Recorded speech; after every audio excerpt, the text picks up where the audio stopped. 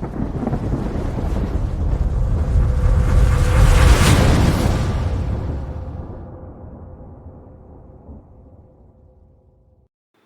everyone, I welcome you all to my YouTube channel Let's Learn Everyone. I hope you guys are doing good. Today we will discuss some daily use English words. आज हमारे daily use vocabulary learning का day 6 है, तो आज मैं आपको 10 English words बताऊंगी जो हमारे डेली कॉन्वर्सेशन के लिए बहुत यूज़फुल हैं।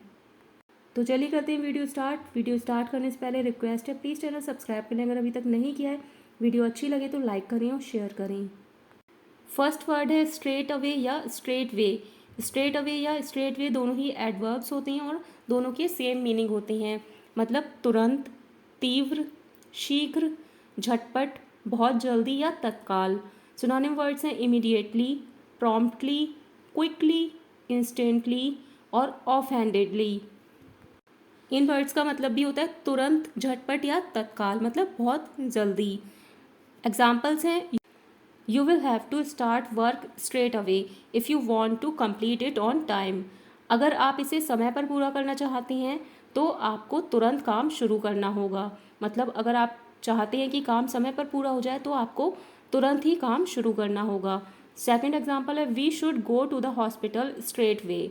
हमें तुरंत अस्पताल जाना चाहिए। तो स्ट्रेट अवे या स्ट्रेट वे का मतलब होता है तुरंत या तत्काल। Next word is spendthrift. Spendthrift एक नाउन भी है और एडजेक्टिव भी है, जिसका मतलब होता है खर्चीला, अपव्ययी, फिजूल खर्च, उड़ाऊ या अतिव्ययी, मतलब जो बहुत ज़्यादा पैसे बर्बाद करता हो या बहुत ज़्यादा पैसे उड़ाता हो या खर्च करता हो पैसों को। मतलब जो बिना सोचे समझे पैसों को उड़ाता है या खर्च करता है उसे बोलते हैं स्पेंडथ्रिफ्ट। सिनोनिम वर्ड्स हैं एक्स्ट्रावेगेंट, प्रॉफ्लिगेट, प्रोडिगल, ओवरस्पेंडर और वेस्टफुल। इन वर्ड्स का मतलब भी खर्चीला या अतिव्ययी होता है। एग्जाम्पल्स हैं, he is a spendthrift so he spends all his salary just in 2 days। वह खर्चीला है या अतिव्ययी है इसलिए वह अपना सारा वेतन सिर्फ 2 दिनों में खर्च कर देता है। वेतन मतलब सैलरी। सेकेंड एग्जाम्पल है, she has been in debt most of her life because of her spendthrift ways. अपने खर्चीले तरीकों की वजह से वह जीवन भर कर्ज में डूबी रही। Next word is thrifty. Thrifty adjective है और स्पेंडथ्रिफ्ट का एंटोनिम वर्ड है। थ्रिफ्टी का मतलब होता है मितव्ययी, किफ़ायती, कम खर्च या अल्पव्ययी, मतलब जो बहुत ही ज़्यादा सोच समझकर पैसों को खर्च करे। सिनोनिम वर्ड्स हैं फ्रूगल, इकोनॉमिकल, माइजरली, स्टिंगी और स्पेरिंग। इन वर्ड्स में से भी किसी भी वर्ड को हम थ्रिफ्टी की जगह पर यूज़ कर सकते हैं। सभी वर्ड्स का मतलब भी अल्पव्ययी होता है। एग्जाम्पल्स हैं, my father is a thrifty person so he never gets into debt. मेरे पिता एक मितव्ययी व्यक्ति हैं इसलिए वे कभी कर्ज में नहीं पड़ते हैं या उन पर कभी भी कर्ज नहीं होता है। सेकेंड एग्जाम्पल है, the thrifty family decided to rent out the upper part of the house to bring in extra income. मितव्ययी परिवार ने अतिरिक्त आय लाने के लिए घर के ऊपरी हिस्से को किराए पर देने का फैसला किया। रेंट आउट का मतलब होता है किराए पर देना या किराए पर उठाना। तो थ्रिफ्टी मतलब अल्पव्ययी। नेक्स्ट वर्ड है रिपेंट। रिपेंट एक वर्ब है जिसका मतलब होता है पछताना, पश्चाताप करना, अफसोस करना या प्रायश्चित करना। सिनोनिम वर्ड्स हैं इसके रिग्रेट, बिमोन, रू, एटोन, बिवेल और अपोलोजाइज। एग्जाम्पल्स है, she was repenting of what she did with her family. उसने अपने परिवार के साथ जो किया उसके लिए वह पछता रही है या पश्चाताप कर रही है या अफसोस कर रही है।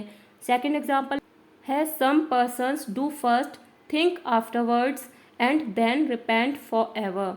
कुछ लोग पहले करते हैं, बाद में सोचते हैं और फिर हमेशा के लिए पछताते हैं या पश्चाताप करते हैं।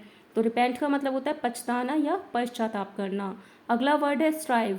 स्ट्राइव एक वर्ब है जिसका मतलब होता है कठोर परिश्रम करना, संघर्ष करना, प्रयास करना, कोशिश करना या कड़ी मेहनत करना, मतलब किसी चीज़ को पाने के लिए या किसी चीज़ को अचीव करने के लिए बहुत ज़्यादा मेहनत करना या बहुत कठोर परिश्रम करना। सिनोनिम वर्ड्स हैं अटेम्प्ट, ट्राई, स्ट्रगल, ऐसे, टॉयल और स्ट्रेन। इन वर्ड्स का मतलब भी होता है कि कोशिश करना या प्रयास करना या कठिन परिश्रम करना किसी चीज़ को पाने के लिए। एग्जाम्पल्स हैं she is striving to balance between her personal and professional life. वह अपने व्यक्तिगत और पेशेवर जीवन के बीच संतुलन बनाने के लिए संघर्ष कर रही है या कठिन परिश्रम कर रही है। सेकेंड एग्जाम्पल है you should strive to be successful in your life. आपको अपने जीवन में सफल होने के लिए कठिन परिश्रम करना चाहिए या कड़ी मेहनत करनी चाहिए। तो स्ट्राइव का मतलब होता है कि कठिन परिश्रम करना। अगला वर्ड है ब्लंट। ब्लंट एक एडजेक्टिव है जिसका मतलब होता है स्पष्टवादी, मुंहफट, साफ साफ कहने वाला। मतलब जो किसी के भी सामने अपने मन में जो भी बात है या उसको जो भी लगता है वो साफ साफ बोल देना, चाहे वो अच्छा लगे सामने वाले को या बुरा लगे। सिनोनिम वर्ड्स हैं straightforward, frank, forthright, plain spoken और कैंडिड। सभी वर्ड्स का सेम मीनिंग है, मतलब मुंहफट या स्पष्टवादी। एग्जाम्पल्स हैं he has lost many friends due to being a very blunt person and speaking his mind. बेहद मुंहफट इंसान होने की और अपने मन की बात कहने की वजह से उसने कई दोस्त खो दिए हैं। स्पीक वंस माइंड का मतलब होता है कि अपने मन की बात कहना। सेकेंड एग्जाम्पल है my aunt is a blunt lady so everyone avoid to talk to her. मेरी आंटी एक मुंहफट महिला है इसलिए हर कोई उनसे बात करने से कतराता है या बचता है। नेक्स्ट वर्ड है येल। येल एक वर्ब है जिसका मतलब होता है चिल्लाना, चीखना, शोर मचाना, ज़ोर ज़ोर से बोलना या ज़ोर ज़ोर से कहना। सिनोनिम वर्ड्स हैं शाउट, स्क्रीम, हाउल, क्राई आउट और वूप। इन वर्ड्स में से भी हम किसी भी वर्ड को येल की जगह पर यूज़ कर सकते हैं। एग्जाम्पल्स हैं two men were yelling angrily at each other outside my house. मेरे घर के बाहर दो आदमी एक दूसरे पर गुस्से से चिल्ला रहे थे या गुस्से से चीख रहे थे या ज़ोर ज़ोर से एक दूसरे से बोल रहे थे। सेकेंड एग्जाम्पल है there is no need to yell I can hear whatever you are saying. चिल्लाने की कोई ज़रूरत नहीं है, जो तुम कह रहे हो मैं सुन सकता हूँ। या चिल्लाने की कोई ज़रूरत नहीं है, तुम जो कह रहे हो वो मैं सुन सकता हूँ। तो येल का मतलब होता है चिल्लाना, चीखना, शोर मचाना, ज़ोर ज़ोर से बोलना या ज़ोर से कहना। अगला वर्ड है हमारी लिस्ट में पॉन्डर। पॉन्डर एक वर्ब है जिसका मतलब होता है सोचना, विचार करना, चिंतन करना, मनन करना, ध्यान करना या ख्याल करना। ख्याल करना मतलब किसी चीज़ के बारे में सोचते रहना या बहुत ज़्यादा ध्यान से किसी चीज़ के बारे में सोचना या विचार करना। सिनोनिम वर्ड्स हैं कंसीडर, कंटेम्पलेट, थिंक, रूमिनेट और ड्वेल। ड्वेल का एक मतलब निवास करना मतलब या कहीं पर रहना भी होता है और एक इसका मीनिंग होता है सोचना। तो ये सभी वर्ड्स हैं पॉन्डर के सिनोनिम वर्ड्स। एग्जाम्पल्स हैं she pondered for a moment before replying to his message. उसके संदेश का जवाब देने से पहले उसने एक पल के लिए सोचा। सेकेंड एग्जाम्पल है you should carefully ponder about the consequences before making any decision. आपको कोई भी निर्णय लेने से पहले परिणामों के बारे में सावधानीपूर्वक विचार करना चाहिए। अगला वर्ड है विफ। विफ एक नाउन है जिसका मतलब होता है गंध का झोंका, हल्की गंध या महक। मतलब कभी कभी अचानक से हमें एक हल्की सी स्मेल आती है, वो स्मेल अच्छी या बुरी दोनों तरह की हो सकती है। तो वो जो एक हल्की सी स्मेल आती है, जो एक हम कह सकते हैं कि खुशबू का झोंका होता है, उसको बोलते हैं विफ। सिनोनिम वर्ड्स हैं इसके scent, aroma, smell, sniff, niff, odour, fragrance और परफ्यूम। सेंट, अरोमा, स्मेल और स्निफ इसका मतलब होता है अच्छी या बुरी, दोनों में से कोई भी स्मेल हो सकती है। निफ और ऑडोर मतलब दुर्गंध यानी कि गंदी वाली स्मेल होती है, उसको बोलते हैं फ्रैग्रेंस। और परफ्यूम जो अच्छी स्मेल होती है यानी कि सुगंध, उसको बोलते हैं। एग्जाम्पल्स हैं he caught a whiff of her perfume as she passed by him. जैसे ही वह उसके पास से गुजरी उसने उसके इत्र की एक हल्की गंध पकड़ी, मतलब उसे हल्की सी उसके परफ्यूम की स्मेल आई। सेकेंड एग्जाम्पल है my mother can't bear a slightest whiff of tobacco smoke.